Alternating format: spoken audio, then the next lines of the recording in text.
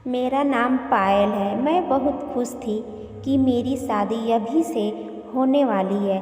शादी घरवालों की मर्ज़ी से तय हुई थी। मेरे भैया की शादी 6 महीने पहले ही हुई थी। मेरी भाभी का नाम सोनम है। मेरी भाभी बहुत सुंदर और साथ ही बहुत हंसमुख थी। हंसना और बातें करना उन्हें बहुत पसंद था। जब से भाभी घर आई, घर में एक अलग सा माहौल बना रहा। मेरी भाभी से मेरी अच्छी बनती, लेकिन एक बात की वजह से मुझे नहीं पता था कि मेरी सोच इतनी बदल जाएगी। एक दिन अभी मेरे घर आया, हम भाभी साथ में बैठे थे। हम लोग बैठे ही थे बात कर। वैसे ही मैंने पहले भी बताया कि मेरी भाभी बहुत बातें और मजाकिया थी। ऐसे बात बात में उन्होंने अभी से कह दिया, आपने भी क्या देखकर इन्हें पसंद कर लिया? आपका दिमाग तो सही है, अब भी मौका है, आप बच सकते हो, शादी अब भी नहीं हुई। इतना भी होता तो शायद मैं बर्दाश्त कर लेती, लेकिन उसके बाद जो अभी ने कहा उसे मुझे बहुत बुरा लगा। अभी ने कहा कि क्या करूं भाभी, आपके जैसे सुंदर तो मुझे शायद मिलेगी, इसलिए अब जो है उसी से काम चला लेता। ये बात मजाक हो रही थी, लेकिन मुझे दिल पे लग गई। उस समय मैंने भी बात हंसी में टाल दिया, लेकिन मुझे अब ये बात सोने नहीं दे रही थी। मैं पता नहीं क्या क्या सोचने लगी थी। मैं अपने भाभी को के साथ कंपेयर करने लगी थी। मुझे उनसे और उनकी सुंदर होने से जलन होने लगी। एक छोटी सी बात मेरे अंदर इस तरह बदलाव ला सकती है, मैं सोच भी नहीं सकती। मैं उनको इस बात का जवाब देना चाहती, मैं कुछ भी सोचने लगी और मैं उनसे रुलाना चाहती। शादी की तैयारी चल रही थी, मेरे दिमाग में यही ख्याल था। एक दिन भाभी शॉपिंग करने मम्मी के साथ बाहर गई। घर में भैया थे। मैं सोच रही थी कि भैया को कुछ ऐसे कह दूँ जिससे दोनों के बीच झगड़ा हो जाए। थोड़ी कहा सुनी और भाभी थोड़ा परेशान हो। उस समय मैं बस इतना चाहती थी, लेकिन मुझे नहीं पता कि मेरी इन बात से उन दोनों की ज़िंदगी में जहर घुल जाएगा। भैया भाभी को फ़ोन लगाकर पूछ रहे थे कि कब तक आओगी। भाभी ने कहा बस आ ही रही हूँ। भैया बोले पहले भी यही बोली थी, अब भी यही बोल रही, कब आओगी? मैंने इस बात को पकड़ लिया और भैया के फ़ोन रखने के बाद मैं भैया से बोली कि खूबसूरत लड़कियों की कोई बात का भरोसा नहीं होता भैया, पता नहीं क्या क्या छुपाती हैं, क्या झूठ बोलती हैं।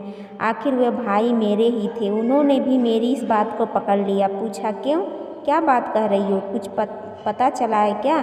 मैं जानबूझकर ऐसे दिखाई जैसे मैं कुछ जानती और उनसे छुपा रही हूँ। मैंने कहा नहीं कुछ नहीं, मैं बस ऐसे ही बोल रही थी। भैया ने फिर पूछा तो मैंने और ज़्यादा उन्हें परेशान किया। मुझे पता था कि वे जितने परेशान होंगे उतना ही भाभी भी होंगी। मैंने उनसे कहा भैया क्या बताऊँ, आप खुद समझदार हो। और लोग बोले क्या मतलब, क्या बोलना चाहती हो, ठीक से बताओ। मैं अब क्या कहती, लेकिन अच्छा हुआ उन्हीं समय भाभी और मम्मी आ गए, बात टल गई। लेकिन मुझे बहुत खुशी हो रही थी। मैंने उनका अपना काम कर दिया।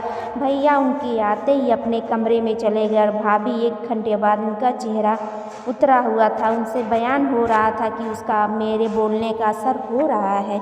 भैया का भी मुंह उतरा हुआ था। उस दिन से भाभी का बोलना और हंसना कम हो गया। भाभी का मुंह उतरा रहता था। मैं पता नहीं कैसी इतनी कठोर हो गई कि उनकी आंसू से मुझे खुशी मिल रही थी।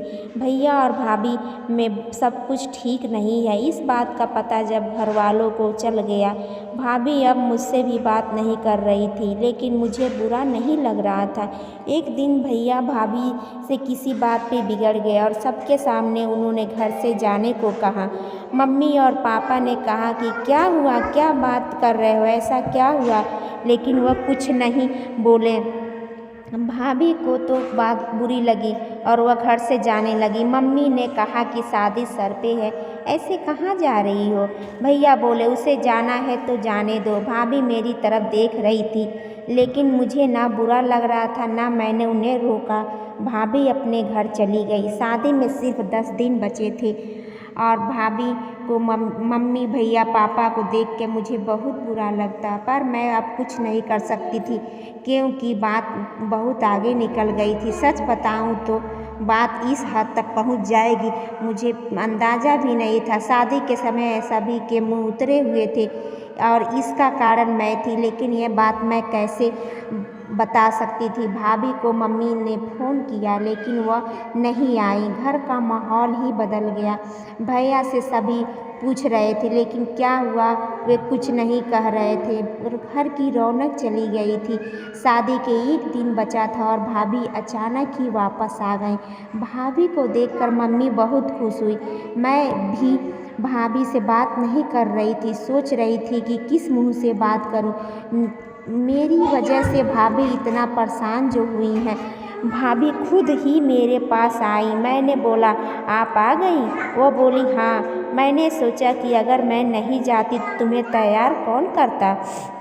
भाभी ने ऐसा कहा तो मैं रोने लगी। भाभी ने कहा कि मुझे तुम्हारे भैया की बात का इतना बुरा नहीं ठेस नहीं लगा। ठेस तो मुझे तुमने पहुंचाई है। मैं घर से भी तुम्हारी वजह से गई थी। मैंने सोचा था कि तुम मुझे फ़ोन करके बुलाओगी लेकिन तुमने नहीं मुझे बुलाया।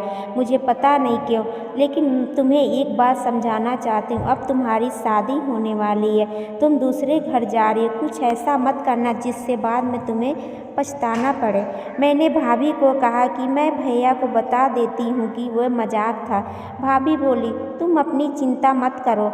उन्हें अगर अपनी पत्नी पे विश्वास नहीं था तो उसमें तुम्हारी गलती नहीं है। मैं उनसे निपट लूँगी। शादी का समय है, तुम खुश रहो। भाभी के आते ही घर में रौनक आ गई। इस गलती ने मुझे बहुत कुछ सिखाया। मेरे अंदर की जलन और ईर्ष्या को ख़त्म कर दिया। मेरे अंदर एक डर पैदा कर दिया कि मैं कहीं गलती से भी कुछ गलत ना कर दूँ। भाभी मेरी जैसी नहीं है, मुझे पता है वह भैया को भी संभाल लेंगी। मैंने भाभी के साथ इतना कुछ किया लेकिन उन्होंने अपना फ़र्ज़ नहीं भुलाया। यह बात कि उनकी मेरी गलती है। मेरी भाभी सभी को मिले। आपको ये कहानी कैसी लगी कमेंट करके ज़रूर बताइएगा। मैं ऐसी कहानियाँ लेके आती